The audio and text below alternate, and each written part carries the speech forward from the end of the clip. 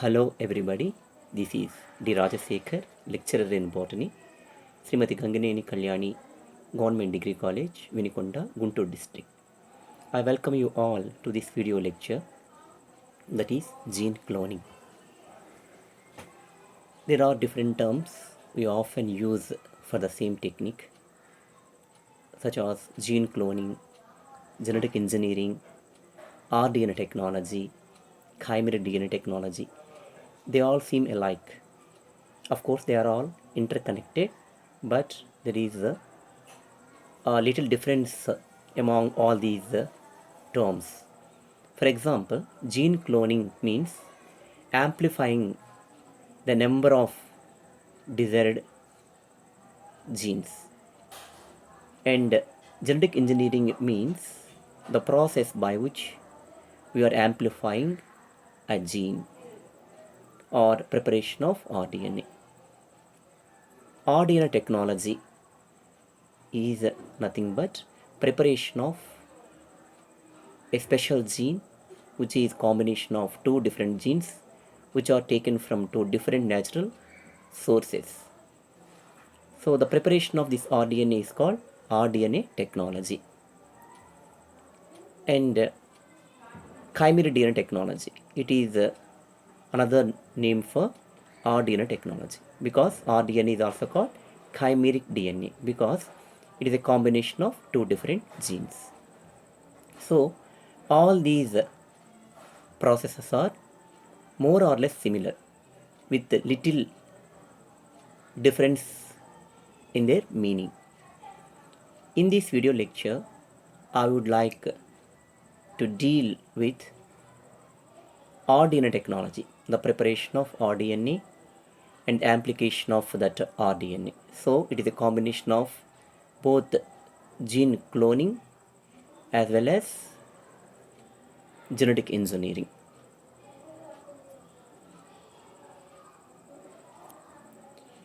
What is actually a DNA?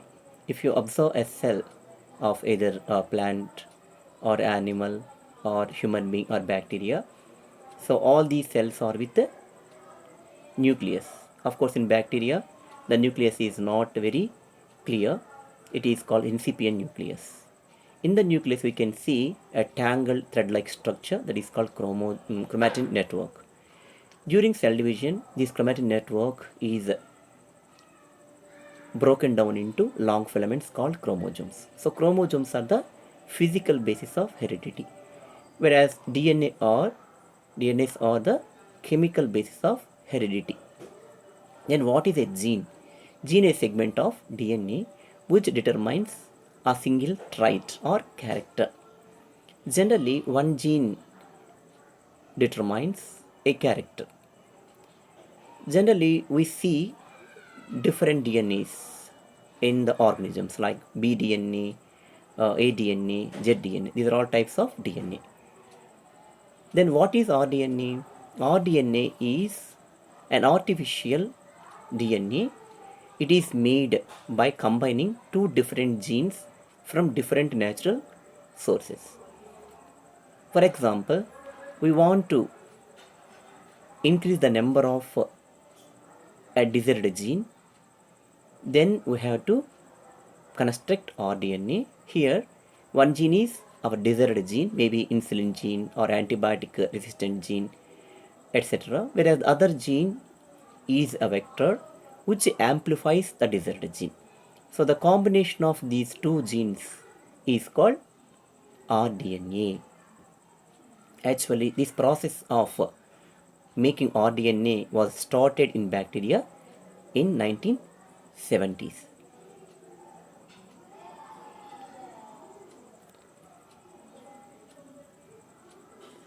These days, we often hear a term that is PCR technology, that is also called polymerase chain reaction technology. In this COVID-19 period, actually, the disease is confirmed generally by the PCR technology. It is little different from PCR technology, that is reverse PCR. Here, actually, the patient blood is taken, and the gene, the antibodies are taken out from it, or RNAs of the organism are taken out. These RNAs of the viruses are changed to DNA by the process reverse transcription.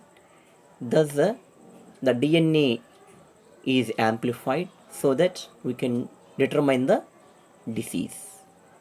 This is called reverse PCR. What is the similarity and difference between the genetic engineering and the PCR technology? In genetic engineering or gene cloning, generally it is carried in living cells. The interest of carrying out this process is amplifying the desired gene and also the amplifying the product. Whereas in PCR technology, we amplify the desired gene, but we cannot get its product. Moreover, it is carried out in a machine that is called PCR machine. These are some of the similarities and differences between the genetic engineering and polymerase chain reaction. Then come to this actual lecture. Gene cloning or genetic engineering technology mainly consists of 5 different steps. They are isolation of desired gene, isolation of plasmid, synthesis of rDNA or recombinant DNA, introduction of this rDNA into a suitable host, and selection of suitable or recombinant strains. Isolation of desired gene. Actually, as I told in the beginning itself, gene which is actually we want to increase its number, the gene which we like and to get its number more, that is called desired gene. It may be an insulin gene. Generally, where is that gene? That gene is present in the animals, especially in the pancreas gland. First of all, we have to isolate the cells of pancreatic gland where this insulin gene is present. Similarly, certain genes are present in the plant cells, certain genes are present in bacteria also. So, first and foremost, before isolating a desired gene, we must isolate the cell from the organism. After isolating the cell, we have to treat it with the cell wall degrading enzymes. Generally, cell wall is present in the plant cells, not in animal cells. And so that if you want to get the desired gene from the plant cell, it must be treated with an enzyme, that is a cell wall degrading enzyme. Generally, what is the cell wall material of a plant cell? Cellulose, hemicellulose, and pectin. So that we must treat the cell with the cellulase, hemicellulase, and pectinase enzymes, so that automatically the cell wall of the plant cell is degraded and it is taken away. Thus obtained cell is called protoplast, that is treated with the detergent. This detergent disintegrates or denatures plasma membrane, so that the resultant cell is treated with another chemical solution, that is phenol, ribonucleases, and proteases. This chemical mixture degrade all the cell material except the DNA. Thus obtained DNA is treated with ethanol solution so that we can get pure, clear, and intact DNA. Thus obtained DNA is treated with an enzyme that is called restriction endonuclease. This is a special enzyme. This is the key enzyme for carrying out the entire genetic engineering or DNA technology. Without this, we cannot move forward actually. This enzyme is generally obtained in the bacterial cell. So far, different restriction enzymes have been isolated from different bacteria. One enzyme acts in a special manner, but the same action cannot be shown by the other restriction enzymes. We must remember one thing here. So, with what enzyme we are treating the DNA to isolate the desired gene, we have to treat the plasmid or vector with the same restriction enzyme. Say here we are using EcoR1, Escherichia coli restriction 1 enzyme 1. Automatically it cuts the DNA into small pieces. This is called splicing process. Generally, restriction enzymes act at a restricted site, being inside the DNA or RNA molecule, and it cuts at a special sequence. The region where it cuts the DNA or RNA is called palindromic sequence, the inverted repeated sequence. Thus, we get small segments of DNA. This DNA is then subjected to electrophoresis process and further southern blotting. See where we have to use a probe DNA. What is a probe DNA? Probe DNA is a DNA which is complementary to this desired gene. We already know the sequence of desired gene. So that basing upon the sequence of desired gene, we have to create a probe artificially. That is also a DNA segment. Using this probe, we can select the desired gene. The selected desired gene from the cell is preserved in a safe place at low temperatures. Then the second step is isolation of plasmid. This is the second step. Plasmid is also called vector. Vector is also a gene. Generally, there are three different things which can be used as vectors. One is plasmid, and the second one is bacteriophage. Bacteriophage means the virus which attacks bacteria, and the combination of plasmid and bacteriophage is cosmid. We can use either of these three vectors. Generally, in genetic engineering, there are some artificial vectors available in genomic libraries like PBR322, PU701, etc. In this video, just I focus on plasmid. Plasmid is a chromosome, extra chromosome present in the bacteria along with the normal regular chromosome. It is a circular double-stranded DNA molecule. Plasmid is a good vector. Why? Plasmid has so many different characters. It is an independent genetic material. It has no connection with the regular normal chromosome. It can replicate at high pace, and it carries some special genes, and it has a special property. If some foreign gene is inserted in the plasmid can also replicate the inserted gene. So basing upon all these special characters, plasmid is selected as a vector. To isolate plasmid, what we should do? First of all, bacterial cell is treated with lysozyme enzyme and EDTA, ethylene diamino tetrachloroacetic acid. By the action of these chemicals, the outer peptidoglycan layer of bacteria is removed. Then it is the bacterial cell.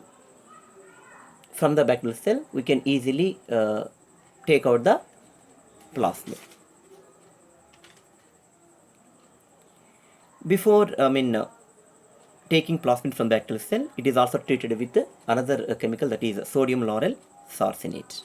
Thus obtained plasmid is treated with the restriction enzyme. I told you in the beginning, the restriction enzyme which was used for isolation of desired gene, the same restriction enzyme should be used for the plasmid treatment. So plasmid must also be cut at a particular place to insert the desired gene. So after cut is made in the plasmid molecule, then we have to enter into the synthesis of RNA. That is the third step. Preparation of RNA. We have already isolated desired gene, which is preserved, and we have already isolated the plasmid, which is vector, which is also preserved. Now this is time to adjoin each. That is nothing but synthesis of recombinant DNA. So we have to insert the desired gene in the plasmid where we already made a cut. Now by using T4 DNA ligase, another enzyme, we have to seal the two genes by establishing or by developing phosphodiester bonds. Here we have to know one thing. As restriction endonuclease enzymes cut the genes, that is popularly known as molecular scissors or chemical knives. Similarly, the another enzyme just now we have used to synthesize RDNA is ligase. So this is called as it is adjoining to different genes. This is called molecular glue enzyme. Thus, we can get rDNA, the combination of two different genes. The process of adjoining the desired gene and plasmid for constructing rDNA is called ligation. And the fourth step, after constructing rDNA, and we have to introduce it into rDNA, into a suitable host actually, because we have only one copy of rDNA. Our intention is cloning it to get more and more rDNAs in order to produce more and more product. For that sake, we have to introduce this rDNA into a suitable host. What is that suitable host? Again, E. coli bacterium, man-friendly bacterium. So for doing this, now we have to take the bacterial culture in a test tube, in the form of a liquid or suspension. Then we have to introduce rDNA into the test tubes.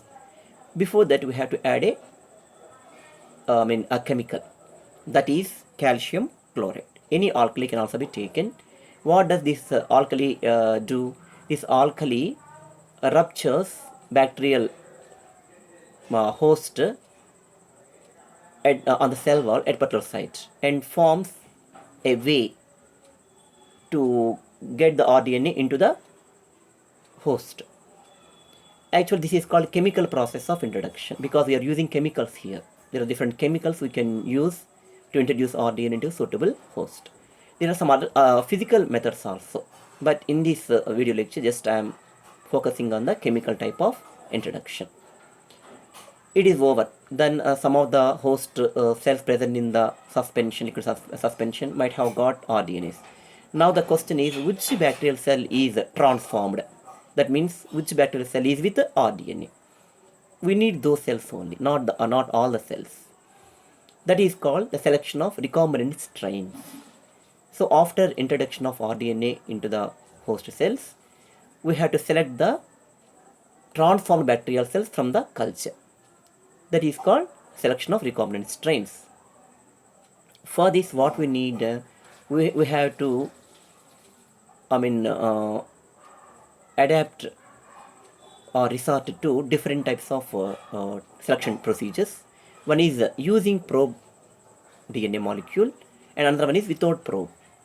In the probe DNA molecule, actually, we have constructed rDNA using desired gene and plasmid. We know all the sequencing, all the process. So that basing upon the process we have carried out, we had to prepare a probe DNA instantly. Using that probe DNA, we can attract the rDNA possessing hosts. That way, we can select the rDNA containing hosts. And another one is without using probe. So here we do not use any probe, but by using some antibiotics or some chemicals, we can select the desired hosts, means the host with the rDNA. So after this, after getting all the hosts with the rDNA, next what we should do? See here, before discussing that, just we have to focus on the slide again. Actually, in the gene cloning or genetic engineering process, what we have done is we have isolated a desired DNA molecule or desired gene segment, that is called desired gene, and in the second step we have isolated desired vector, that is plasmid. We have treated the both molecules with the same restriction in the nuclease enzyme. Then we have adjoined them using DNA ligase enzyme, that is called hybridization process or construction of rDNA. Thus obtained rDNA molecule is introduced into suitable hosts. After that, we selected the desired hosts using probe or without using probe. Now what we should do is we have to increase the number of these suitable hosts, the hosts with rDNA. For that, they have to be transferred onto agar medium by utilizing nutrients from the agar medium. The little number of desired hosts improve their number to manyfold. Thus obtained rDNA possessing hosts are transferred to the fermenter tanks, where all the precursor material, chemical materials are present. By utilizing these precursor materials, the bacterial cells with rDNA produce much amount of products, maybe insulin or something else. Nowadays, the insulin is sold in the market in the name of Humulin. That is the trade name of insulin. Nowadays, the people with diabetics treat themselves by injecting insulin into their bodies. So how it is possible to get a hormone from the outer side, from the markets? This is because of genetic engineering technology. So using the insulin gene, making its rDNA and introducing it into a suitable host and transferring them into fermenter tanks where all the insulin related chemical material precursor materials are present. Utilizing them, now the bacteria produce more amount of insulin. Nowadays it is sold in the form of, in the name of Humulin. Thus, genetic engineering is such a great technology. It is useful to the mankind in different ways in the field of agriculture, in the preparation of biofertilizers, in improving the yieldings of the croplands, producing hybrid varieties of crops, and improving the quality of the animal products, improving the characters of animals, all that. Similarly, in the medical field, we are preparing different vaccines, and nowadays scientists are trying to invent a perfect vaccine for fighting against COVID-19, all that. So all these vaccines, different monoclonal antibodies, all these things are related to medical field, which are prepared in huge quantities using this genetic engineering technology. Similarly, we are developing different industrial products to meet the needs of the entire world population. Nowadays, genetic engineering technology is also used in environmental aspects like purifying the rivers, purifying the water, all that. And similarly, we are using this technology to identify the, or to recognize the paternity or maternity in the forensic science, to know the father and mother of a baby. Thus, it is used in various fields. So we can call this genetic engineering technology a boon for the mankind in many ways. Before concluding this video, I would like to give a brief details of this technology. Genetic engineering technology is nothing but we are preparing an artificial gene using engineering principles. Gene cloning is nothing but getting more and more copies of a desired gene. rDNA technology means preparation of rDNA using engineering technology, and we are amplifying its number. We are getting its product in high concentrations. Then what is PCR technology? It is a mission based technology. It is used to amplify the number of desired genes but not the product. Thank you for your sound listening and patient listening. Again, we'll meet in another video lecture. Till then, bye. Have a nice time.